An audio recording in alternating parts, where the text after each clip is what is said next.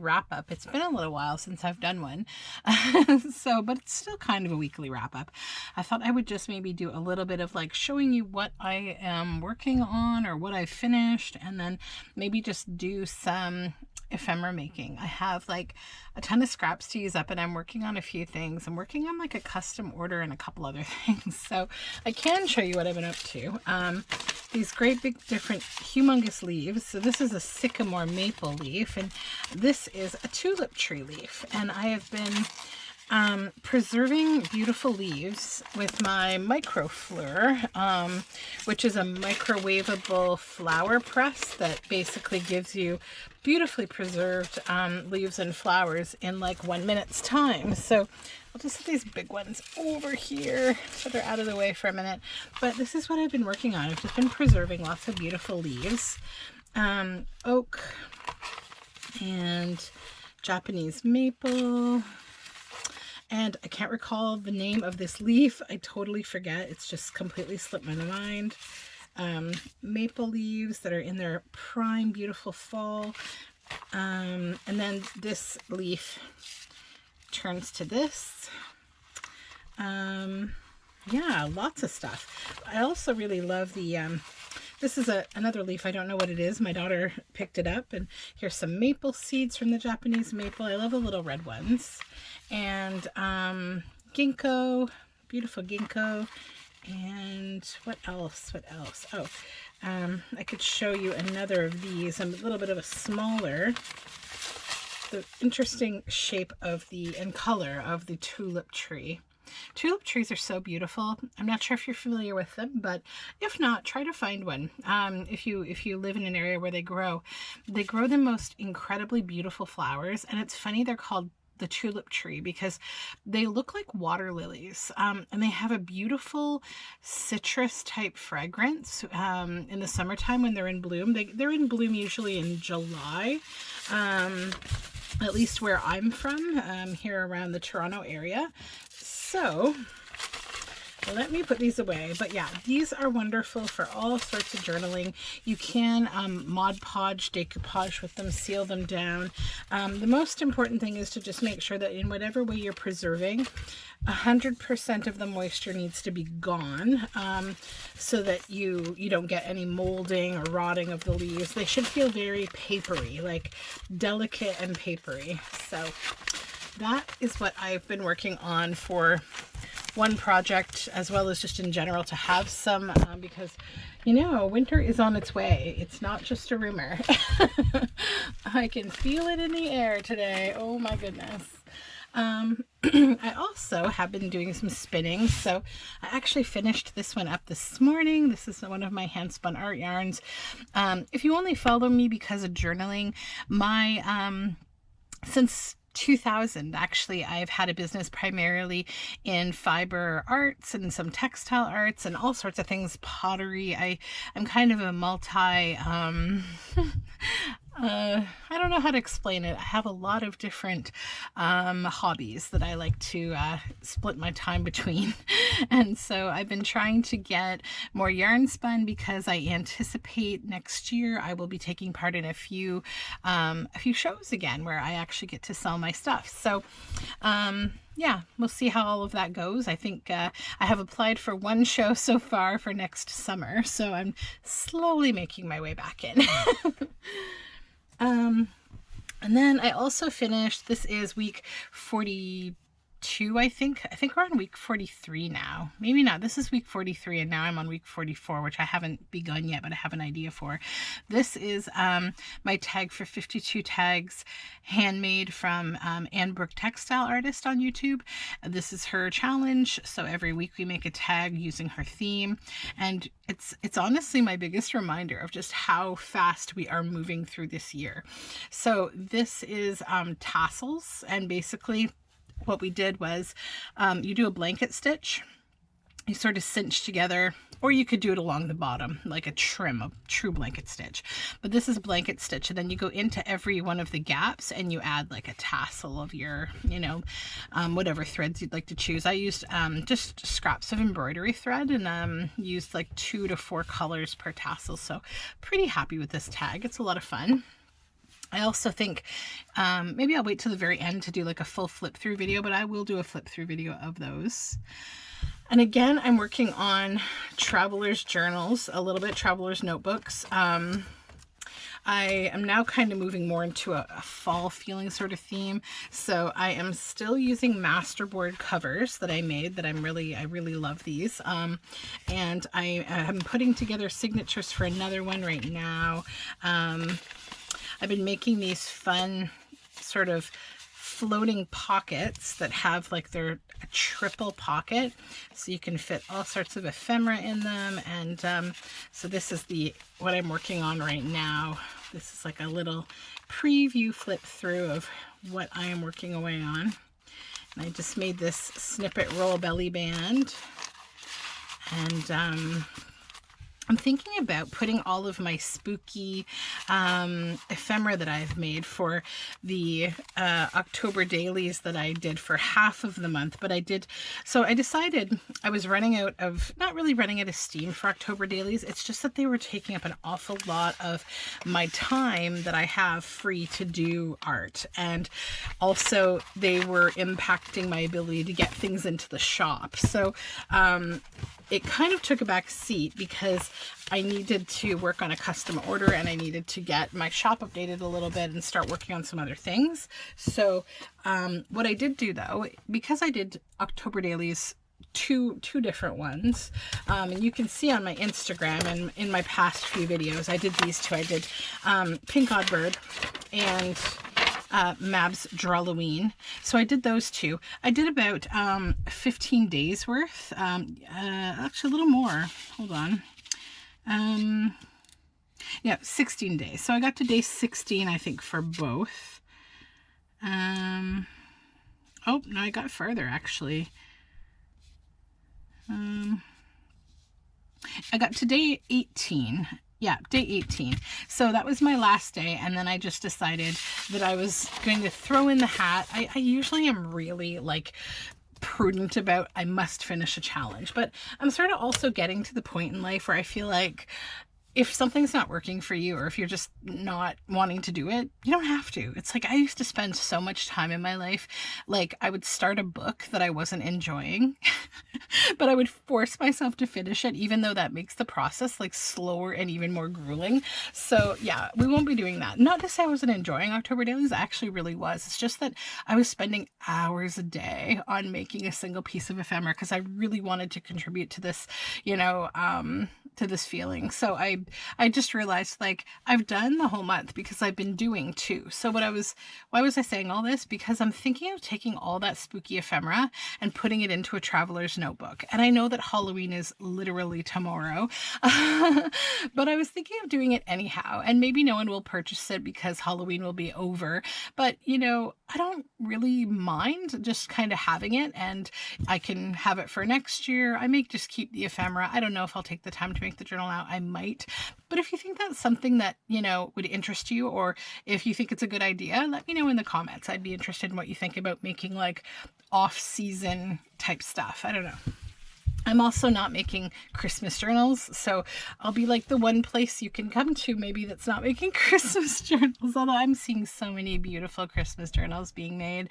I think one of my favorites that I've been watching has been the journal that, it's not Christmas, it's actually winter solstice, which is what I like to do during this time, because I kind of like to keep things like more general. I don't like to just kind of focus on one, you know, thing at this time. So winter solstice with a really foresty feel is kind of where I feel like I want to go next, maybe. And it's where I see Catherine from Sunnyside Journals. She's making a beautiful journal right now. And yeah, I'm totally into that kind of feeling. So the other thing, I don't know if everyone is aware of this or if anyone has done this before, probably, but I did do a little bit of thrifting this week, and I was so excited because when I got to my thrift store yesterday, I saw this. I saw two of them, and both of them were clipped together. So I got two of them for $3. And these are these familiar, you know, rag rugs that probably like, you know, your grandmother had in front of her, oops, leaf invaders, in front of like her kitchen sink to do dishes. They're really cozy on the feet. They're just a nice simple weave. I've actually made several of these myself when I used to work at a museum that had a large rug loom. I have a loom as well, but I've never made them myself at home really, because they're made from fabric scraps. So typically the ones that you see you know, in stores, they're made overseas in places like India, Africa, Bali. There's a lot of different places that these rugs come from. And so I found these and I was so excited because they were brand new. They hadn't been, you know, stepped on and like they weren't all dirty and gross. So why am I excited about these? Well, if you're not familiar, this is a really kind of cool way to like supplement your fabric stash.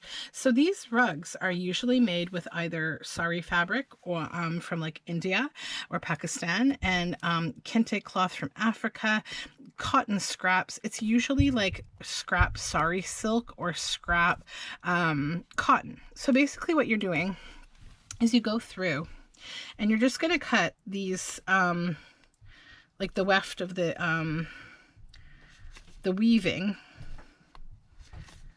or the warp rather, like the part that's holding it all together, you know, these cotton or jute, sometimes threads that hold it all together. So you just go all the way across one, and I'll just do it with you now because it's fun.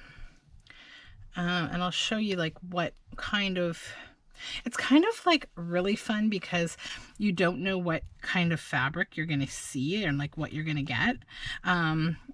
I don't recommend, like, you can buy these kind of rugs on places like Amazon, but I don't recommend that because you're paying way too much. Like if you're paying, you know, $10 or more for this, you're overpaying, because this is scrap cloth and you can't guarantee also what you're going to be getting inside of them. So it's one thing to find these like at a thrift store or, you know, a yard sale. Definitely take advantage of it.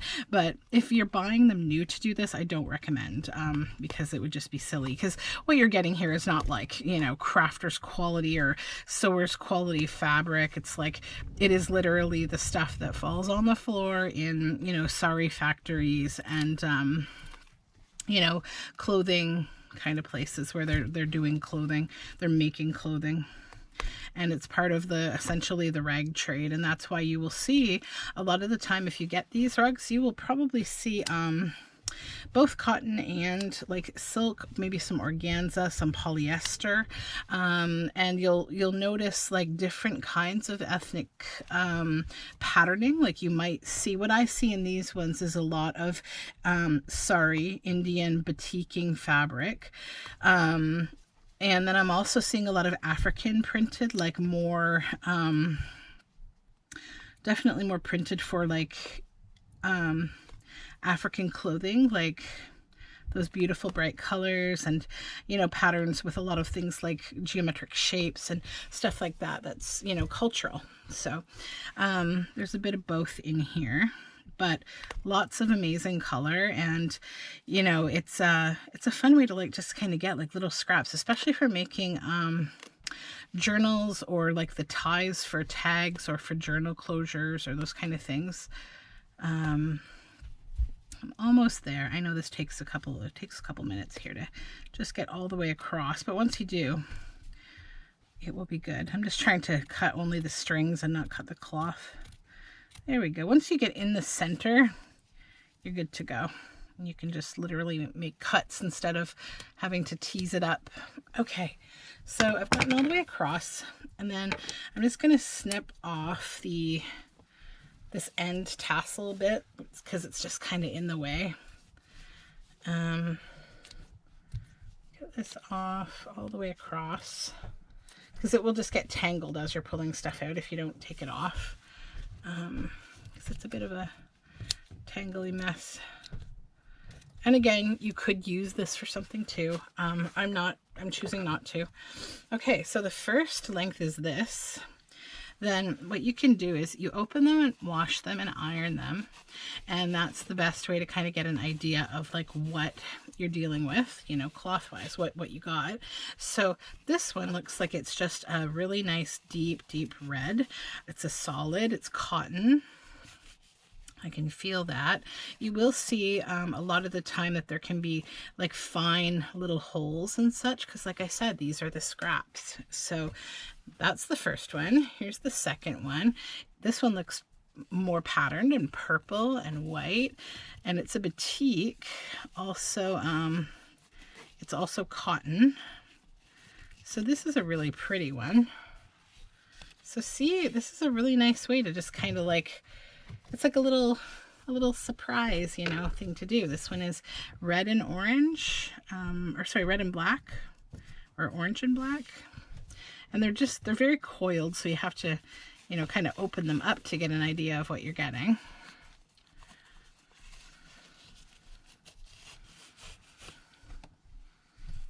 And then, like I said, give them a wash. That will clean them, which is important.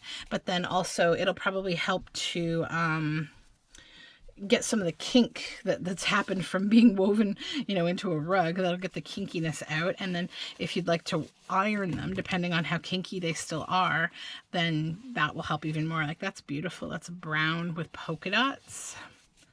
So cool. So like I said, you don't know what you're getting, right? So I'll just pull another one out, and then I will get rid of this and finish it later, but I just wanted to share a few with you. So this is a highly patterned one. And sometimes you get like really like wide pieces. Like some of them will be half of this, and some of them will be even wider than this. You know, it all just depends on what scraps were hanging around that day. And sometimes you'll get like a couple of pieces that will be intermingled. So like you'll be opening one and there's another different color inside. So here's like a nice floral batik. Sometimes you'll also see some like selvage, or not exactly selvage, but like a stamp, a white space with numbering that will contain like the pattern number and the year, like kind of the registration information for the fabric. So sometimes it'll be on a section like, you know, this isn't that's part of the pattern, but you'll see like information like that sometimes. So that's just one thing to think about when you're doing this. But like, it's just a lot of fun. So I am a little bit addicted to to doing this, not wanting to stop, but I will after this one. Let's just do one more because it's so fun. It's like super fun having these little surprises. So let's see what this one is. It is blue and black and purple and white, and it's got like little flowers. And this is sort of the typical width of most of the fabric that you're going to see. It'll either be this, oh, and then some of them, see, they were hand stitched together. That's what I noticed, to something. So, yeah. Anyhow, here is what you will get from one of these rugs. Like, it's a huge ball of fabric. This is from the other one. It was exactly the same as this, the same size, like that in front of your kitchen sink type, you know, rug. And I did this yesterday in the car on the way home from the thrift store. Just kind of sat in the car and unwound the whole thing. Haven't washed it yet. Just started playing with it. So that is that. So let me move this out of the way. Move all these guys.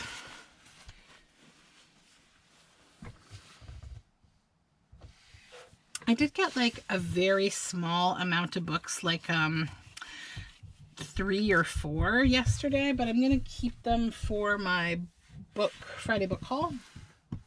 I'm probably going to wrap 2 weeks into one.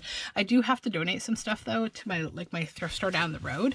So I might do that. I might get something today and see if I can sneak in a Saturday Friday book haul, because I'm trouble. I'm just looking around to see if there's anything else I can show you that I did or that I got. I don't think so. I think that's the breadth of it all. Okay, so I wanted to do a little bit of like making. So I was thinking about, I have these large pages that are left over from a book that I tore apart, that I could just cut up for like words, but I decided like they'd be really great as like you know, little pocket, like folio pockets or something. So what I was thinking of doing with them is the front, I think I just want to like cut it down about sort of half the size. I'm not sure if this is the best way to do this yet. We'll see. But I just want to kind of like take half the top off and then have this, which is like a pocket, I think. But the other thing I could do, you know, because that would be a piece of ephemera on its own. The other thing I could do though is also this. So this could go into a signature, and then we could fold this up and have a pocket like that. And then that could either be like a pocket, yeah, like maybe like a pocket tuck in the book. I think I like that better. And then I would just trim like a little off the side so it didn't get too wide. So I'm going to scrap that idea. I'm going to scrap that scrap too. So first things first is I will get like a bit of a measurement on what I want to do here. So I'm just trying to use up like large book pages because I have a few that I just really don't want to throw away. The paper's very good quality and I just want to use them for something fun. So that's what we're going to do. So again, to recap, you have a large book page from a book that you tore up, right? And then you think of it, maybe it could be a signature. But what we're going to do is fold up like this much of it, about 1.5 inches at the bottom, like so. And then fold it in half and you have this. And then because I don't want it to be too wide for a book, I'm just going to snip off about 1 inch from the side, or a little less. This one I made it a little, you know, actually I kind of like that. It's a little more straight. Let's do the same thing with both. So now you have a fun piece of ephemera that you can use as a pocket. You could glue it down, maybe an L shape to tuck behind it, and then you could open it and you would have 2 pockets here, or even a single pocket with something larger that can fold. So what I'm going to do is collage with scraps on these. So when I do this, I only have to go to about here because this will be covered, but then I have to collage here. And then obviously the front, but not the back, unless I wanted this whole thing to be a tuck-in, which is also a possibility, but I don't want it to get super bulky. So I'm going to just use my scraps, and I think what I'll do is I'll use this one as a guideline to understand where I have to collage. So make a pin mark here. We know we have to collage here and here, all of that. And on this side, collage here. So then we can do this, make a line there. And that will show you on both sides where you have to collage, I think. Yeah, because this will be glued down. So then I'll just make a line here too, so I know I don't have to collage there. So that'll tell me on both sides at a glance where I have to collage. So this side, only this top half, this side, this L shape. So let's just do that. And then this one I don't have to draw it because I actually have the folds. It's just nice to have that guideline, right? So let's get the scraps. Gonna pull, I have this huge like grocery, you know those grocery cube bags for putting produce in? That's what I have, that's essentially full of scraps. It's just, it's wild. And I have this left over from my mermaid journal, so, or my my ocean journal. So I think what I want to do with that is actually use it at the back of this, so to do all of this up here. And it would just kind of be, get kind of the center of their bodies here.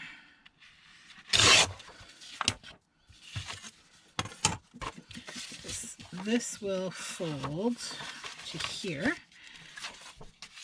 Yeah. About to there. Okay. So then I will just put glue, this glue stick. And actually, maybe I'll use that one that I scrapped as like, oh, it's too small, actually. Let me grab some scrap paper to just use as glue, a gluing page. Okay, and then just kind of line this up a little bit.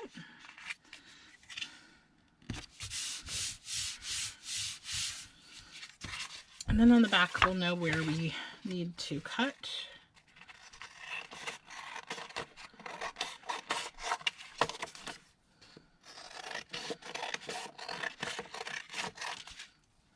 Okay.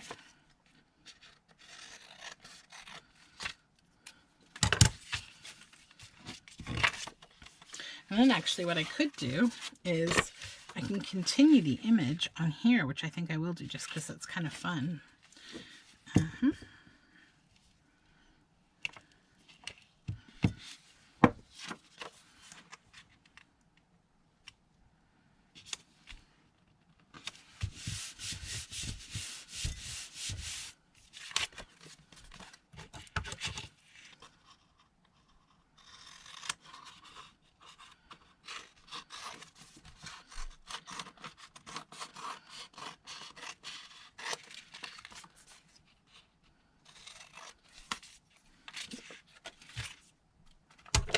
Okay.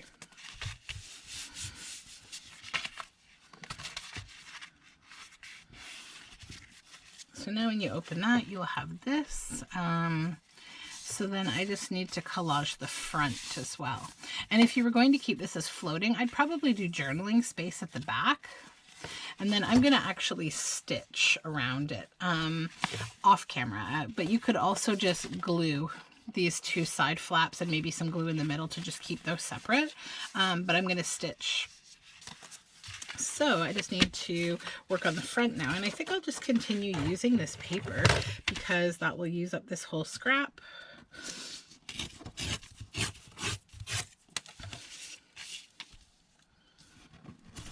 Yesterday was such a rainy and cold day, but we braved it and went outside as we have been doing for the last couple years. We're sort of like unofficially following this program called 1,000 Hours Outside.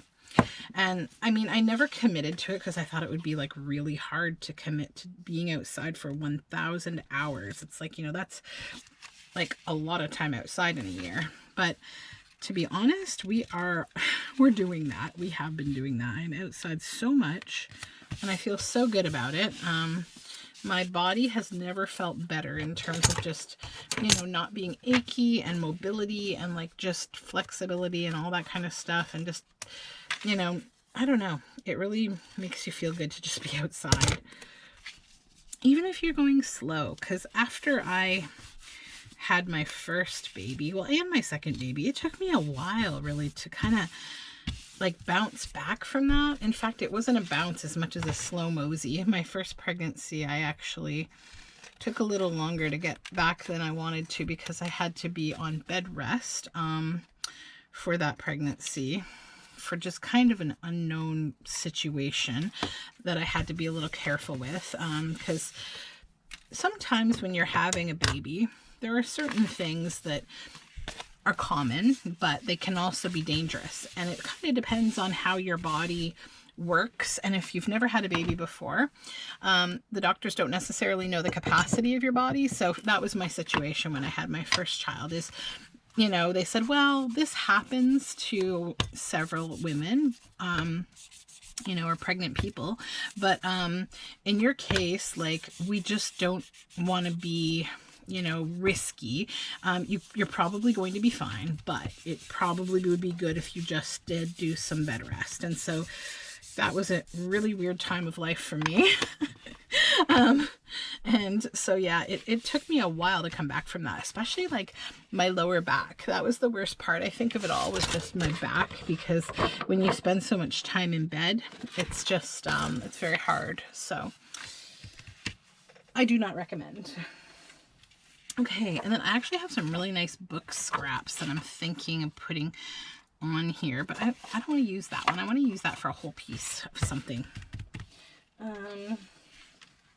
Maybe a little bit of this in the background, just because it kind of carries on this whole ocean theme I've been playing with. Maybe I will use a die cut too from, this is Raiders of the Lost Art on Etsy. I'm just going to take this fish. I love this fish. These are kind of my leftovers from my steampunk ocean journal that I just popped on my Etsy. It's a lot of fun to make. I'm not sure what I'm going to do for my next project that I will film at least parts of. I'm starting to think about a new series that I've been planning to start and what I want to do. But until then, I'm just going to make kind of casual videos. I may make like some tutorial type videos, although a lot of my videos I typically will share like some how-to information, but I don't make it like an official kind of tutorial. I know that would probably be a lot better for my my YouTube algorithm, but I like to kind of mix it up, like with this video, doing a little bit of this and a little bit of that. I'm not too obsessed with all that stuff anyways. I just like to do what I do. Okay, so we will just get this fish on here. Aren't these so cool? I love these. They're so fun. Okay, so now we have this, and this opens up, and then we'll need 2 little tags to go in here. So I think maybe I'll make those. Why not? What else would I be doing right now? Let's get rid of that because it's covered in glue. Then, let's think about... Actually, these would be nice. This would be like nice as a couple little tags to go in here. Because the colors are quite nice together. So, let's get my glue book. Or maybe, no. Let's get this piece of folder because I'm trying to keep everything in here thin, like not super bulky, because it's going to be, you know, 4 layers of paper. So now to just decide, this can be about that long, about that wide for this one. I won't go too wide because I want to use both of these. Okay. Any good words in here? Actually, yes. Let's get The Water Folk Are Playing, and I'm going to use that on here because it's really, with slippery newts, racing, splashing, swaying. I think use both of those snippets of words. One, I think I will just make this a more PG rated and just pop that here. The Water Folk Are Playing. And I'm trying to decide if I need a little something more like from that book. Or not the book, this dyed paper. I might put a little bit more collaging over on this side.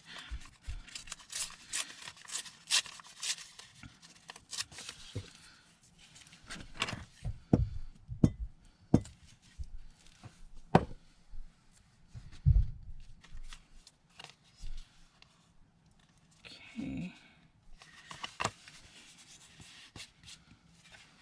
Actually, that's too far over. Oops. Can I pull that up or no? Let's see. What will my glue allow? Not really.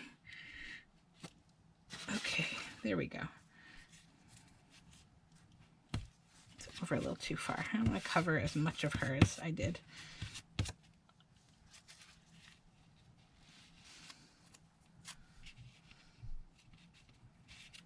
Okay, this piece is too sticky. It's just too sticky. Maybe down here.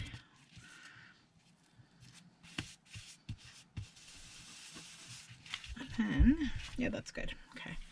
I have literally glued this paper to my finger. Holy moly. This this glue is no joke. This is why I'm always having to wash my hands a million times. Okay, so yeah, that adds a little more.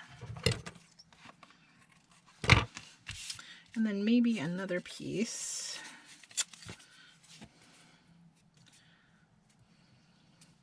Okay, down here. Let's pull that off. There, and maybe over here.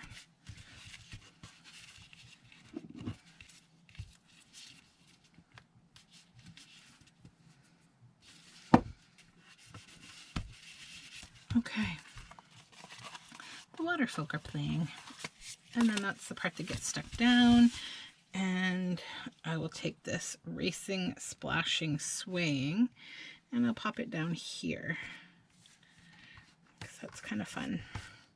So this piece I will say is finished. Then we need to make the tags to go inside of it, and that's easy enough. Just pop some glue on the back of these. These are going to need to be a little bit shorter, but that's okay. I will get there in a minute.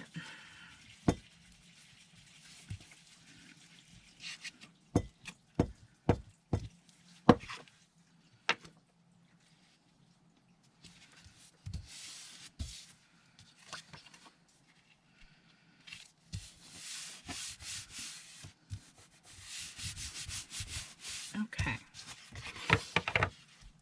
I'll cut these out.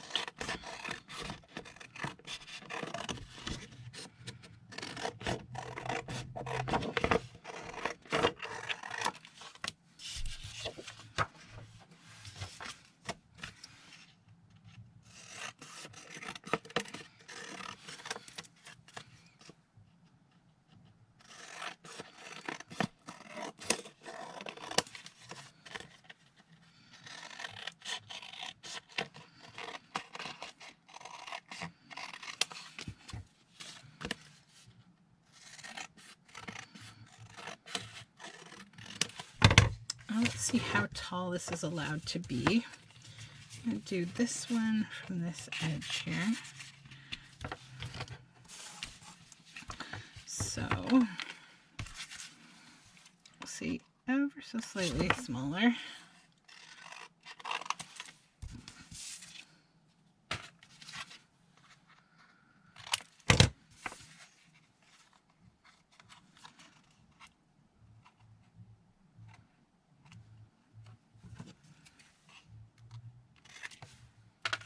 And then this one I will do from the top edge.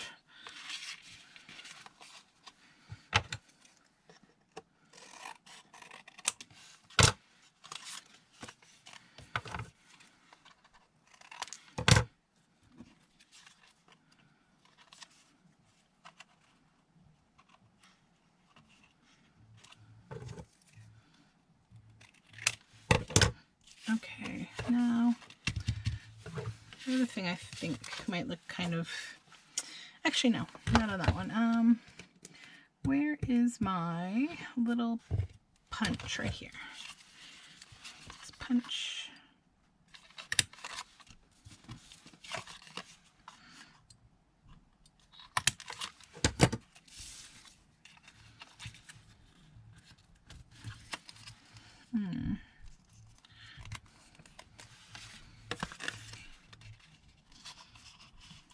I think I might stitch that on too, right like that. It's kind of fun, and it kind of shows you that there's like something there to open.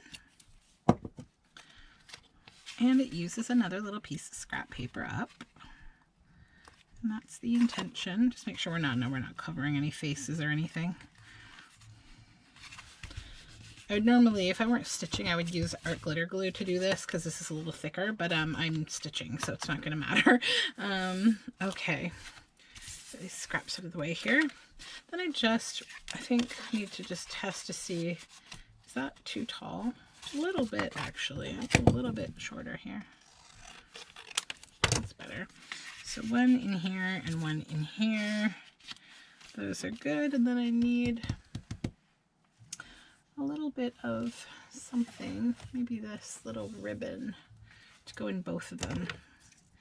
It's going to make it the same because, like, I think it's kind of fun that it just goes together.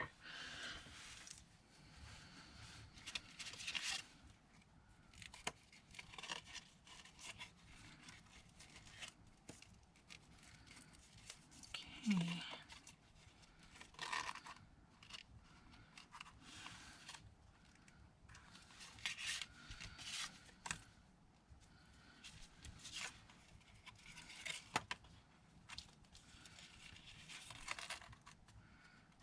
Okay, and then on the back,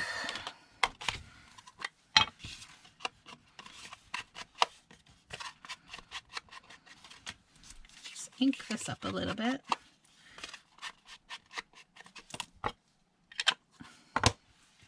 Actually, I might do the same here, just to give a little bit of a blue edge to this.